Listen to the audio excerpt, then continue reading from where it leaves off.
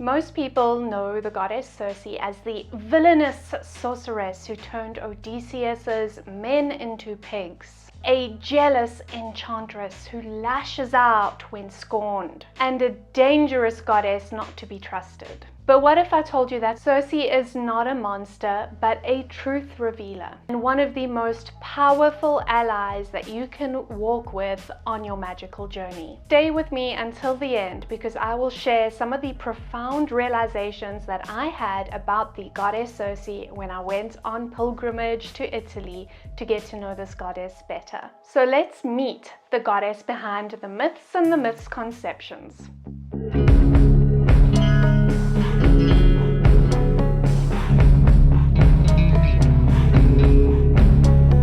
Hi Celestial Darklings, my name is Zila and I am the founder and High Priestess of the Nightshade Sanctum Mystery School, an incredible online witch school and goddess temple. I am a coach and a mystic, and today I really wanted to talk about the goddess Circe from the perspective of a High Priestess on the goddess path. Talking about Circe now in this age and era is more important than ever because she is an important figure in the reclamation and the remembrance of the divine feminine. By the end of this video, you will not only know the truth about Circe, but you'll also know how to work with her in your own practice. The goddess Circe is a powerful and enigmatic figure from ancient Greece and Rome. Her name, Circe or Aeaea, means falcon or hawk, showing that symbolism there of a being of higher vision, insight, and also the vision to see clearly. Circe is the daughter of Helios, the sun god, and an oceanid nymph, Perse. She is the aunt of the rather infamous sorceress Aeaea, and she is sometimes linked with the goddess Hecate, but she was originally distinct from Hecate, which we'll get into today as well. She is known as a powerful sorceress and a healer, and also a figure and priestess of transformation. We're going to kick this discussion off today by getting into some of the misconceptions about Circe, because there really are a ton of them. Now, the first misconception I want to get into about the goddess Circe is a big one, and that is this narrative of her being lustful, jealous, and outright villainous, a woman who lashes out and cannot be trusted in any way. And one of the clearest examples of this narrative comes around her turning Odysseus's men to swine in the ancient story, the Odyssey by Homer. And essentially what happens in this story is Odysseus on his journey encounters the island Aeaea, which is where Circe lives, and his men go ahead on the island. They find a whole lot of food, they start eating it, and then Circe appears and turns them into swine.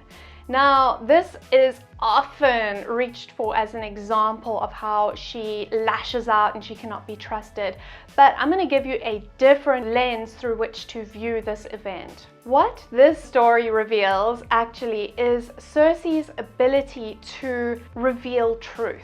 So when she performs transformation magic, and in particular transfiguration magic, so she turns humans into animals, it is most often to reveal a hidden truth about them. So for example, here Odysseus's men were gorging themselves, they were acting gluttonous, and that meant when the truth was revealed about them, they were turned into pigs. The other aspect of this particular story is that it reveals Circe's role in the mystery of sovereignty. Now, the mysteries are these themes of the goddesses that we work with when we work with them, that you can imagine them as their energetic keys to understanding who they are and how and why we would work with them in our magic and in our spiritual journey. Very important topic within the Nightshade Sanctum Mystery School.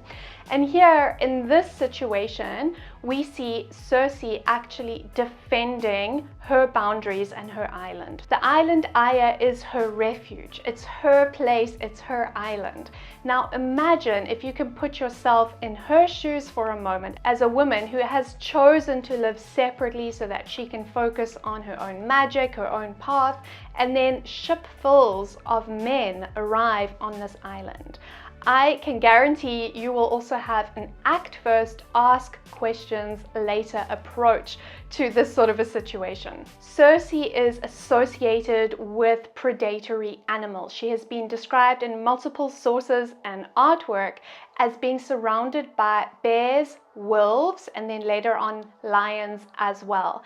And these predators are explained as the men whom she has transformed into these animals and part of her retinue, if you will. So essentially what happens here is that when Circe is asked the age-old question, man or bear, she chooses bear.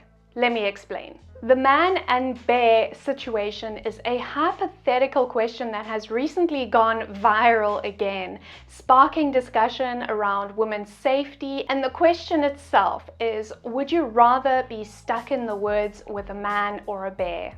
The answer from women is overwhelmingly bear, highlighting the fear that women have of men and also the perceived safety in comparison of a bear. So when Circe transforms men into animals, she is a clear example of this exact discussion. Again, imagine being a woman alone on an island where you have chosen to live because it is your refuge.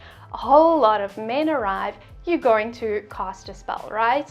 The other aspect of this transfiguration magic is when we align it with what we know about her being a truth revealer, we can also assume that the men who are currently predators, so lions, bears, or wolves, were once predators themselves, as in within their essence, within who they were.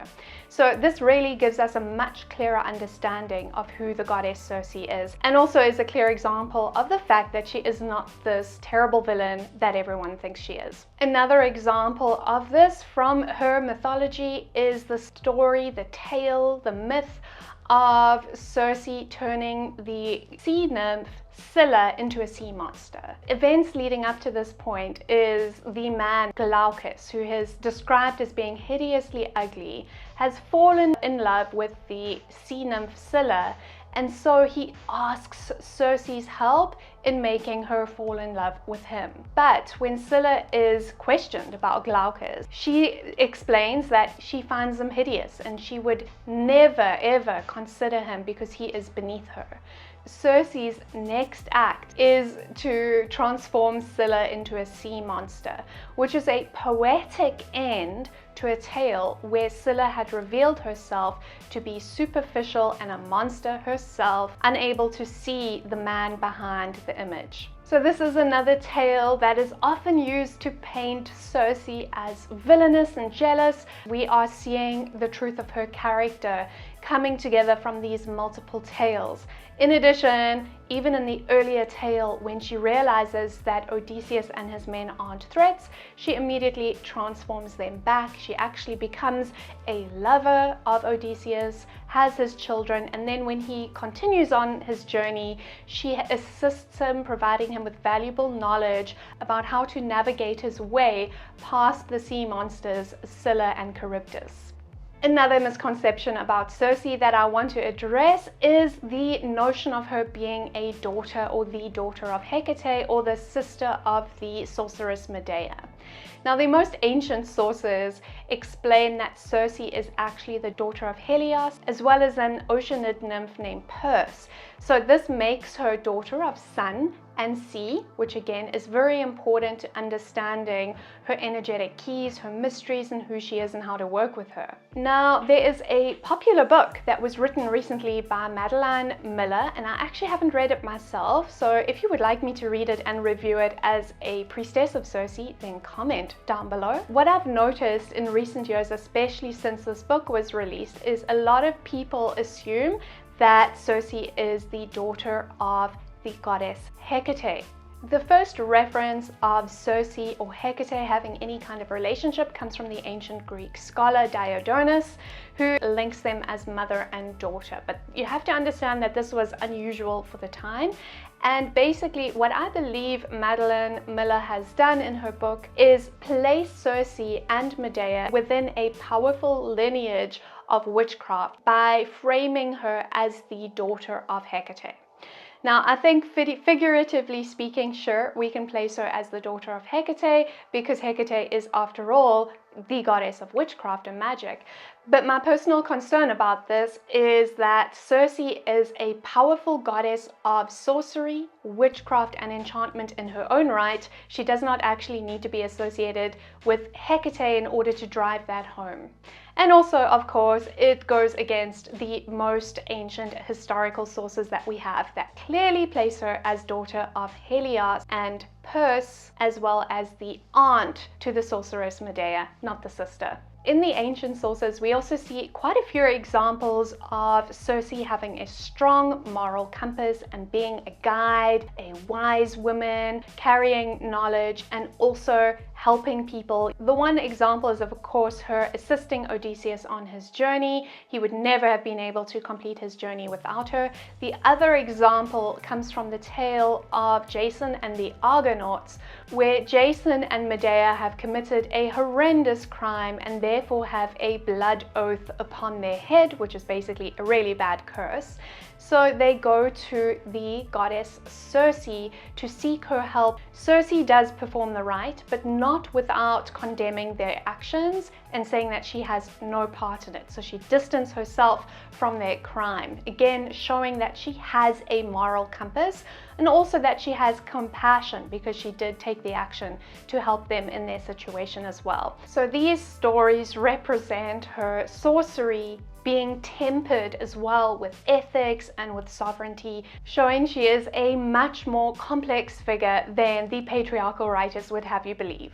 Why should you work with Circe? Well, she is an incredibly powerful goddess. She is famous for her magic and her sorcery, especially her ability to enchant, to transform, her knowledge of potions and spellcraft and elixirs and herbs and botanicals. She's basically described as a really powerful scholar of magic, so she knows everything there is to know about it, and also a really powerful practitioner of magic. So Circe is an absolutely amazing goddess to work with if you are walking a mystic or a magic path, like many of us do. If you walk the path of witchcraft, enchantment, and sorcery, she is powerful just like Hecate is when it comes to witchcraft and magic. And in actual fact, I think she has been underestimated as an ally in witchcraft and magic. She is less known than Hecate, but absolutely just as powerful and just as important on a magical path, and hugely beneficial to work with. Next up, Circe has those incredible truth revealing abilities. So if you need clarity in your life, or if you have brain fog, or you just need to see the truth of something, you need to see through illusions, she's gonna be a really amazing, powerful goddess to work with in those sorts of situations. Circe is also famous for her transformation powers and abilities, and so if you are going through your own transformations in life, maybe you are expanding, ascending, you are going through personal changes, identities, moving into new chapters of your life, she is going to be an amazing ally to help you with that. Basically, she is perfect for personal alchemy, alchemy of self, shape-shifting, and stepping into your next evolution or metamorphosis. Another great reason to work with Circe is for protection, boundaries, and sovereignty.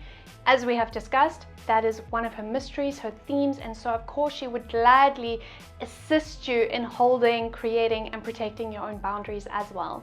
And finally, another reason to work with her is because she is a powerful emblem of divine feminine power. She is another example of a goddess who has her own power, who has been villainized by the patriarchy, and who we can reclaim as part of the goddess path, the wisdom ways, the spiral path of the divine feminine, and work with her as a clear example of reclaiming our own power in the modern era. How to work with Circe? Well, first up, Having an altar or setting up an altar space to her is a great way to work with her.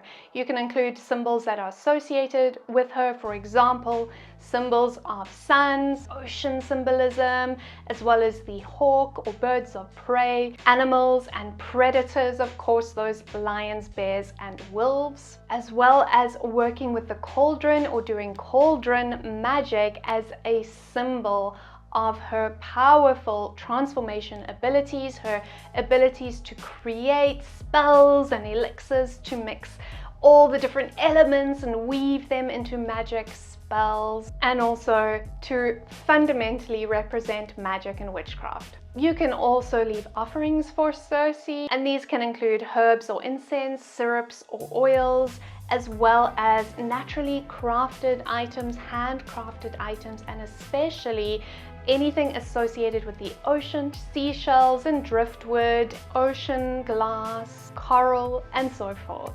Another really important and powerful way to work with Circe, and also essential in building a personal relationship with her, is going to be to visit her within the astral. So actually go on a journey to visit her on her island of Aeaea, receive her wisdom and her guidance, have conversations with her.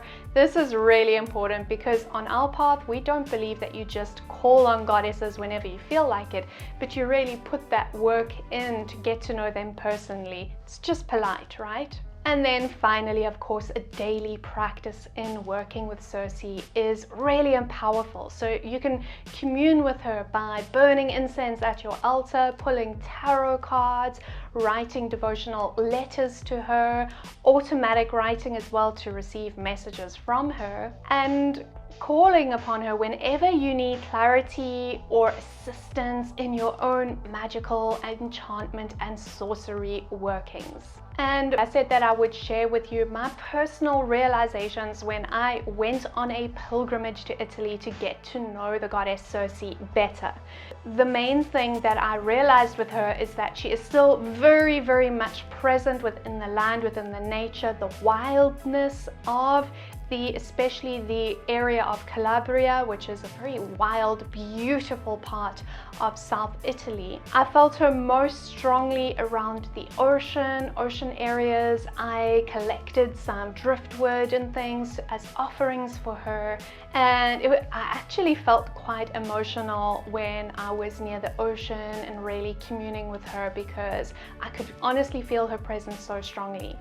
The other thing that I realized on multiple visits to Italy is that the divine feminine, the goddess, is still very much present there. She has just changed form in order to comply with the patriarchal mandate. So for example, you will see tons of imagery of the Madonna everywhere, beautiful and amazing altars in all the little pockets. So we see the divine feminine still very much present in Italy.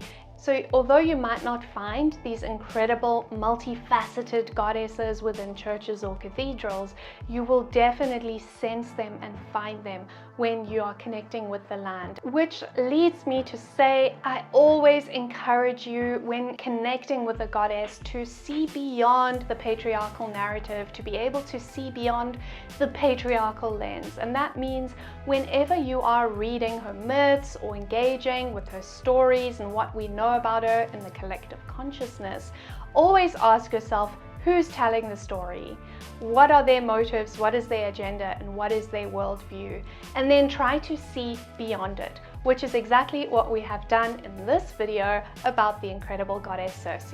So tell me, what is your experience with the goddess Circe? Have you worked with her before? Are you aware of her? Maybe you read Madeline Miller's book and you want to tell me a little bit more about it. Do you see her as a villain or as something more? Let us know in the comments below. If you love all things goddesses, connecting with your own inner enchantress or sorceress, Goddess Radiance Sorcery is currently open for enrollment at the Nightshade Sanctum Mystery School. This is a 6 to 8 week long course to activate and awaken your own magic, your own sorcery, and cast a really powerful spell. We work with the goddess Circe as a goddess guide in that course, as well as the lion animal guide. If you're curious about what your life would be like if you worked with goddesses, or if you worked with animal guides and you learned how to work with astrology, astrological timing, herbs and crystals and various other tools in your witchcraft and magic, then join us for this amazing spellcasting immersion. All the links will be down below.